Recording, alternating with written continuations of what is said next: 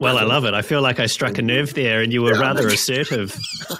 Which brings us to... We got there. Well, speaking of assertive, that's a word that's a mindset that you've proposed as well. Yeah. And that is a word that can bring up some mixed feelings for people. It can sort of verge on overconfidence or arrogance, sort of what comes to mind, or for me at least. So in the context of a fine line. Yeah. Well, let's explore that fine line in the context of design. What does it mean to be assertive in a positive sense? I think it means having an opinion, right? And, showing up, and I struggle with this. This is the one I struggle with the most, because sometimes I look at something and I'm like, I really don't care. I'm sorry. I'm trying to care, but I really don't. And what's ironic, that's when you find yourself catching those yawns when you're trying not to yawn with your mouth open. You get those in meetings? It's not that I'm bored. It's just that I literally don't.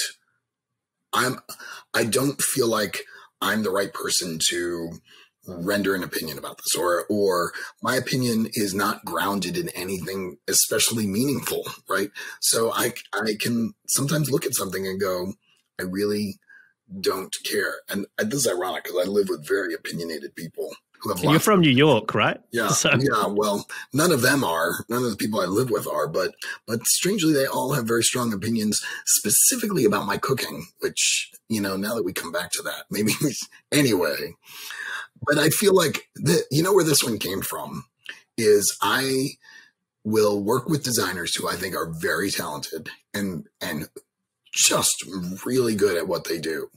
And then they get into a conversation and they become order takers.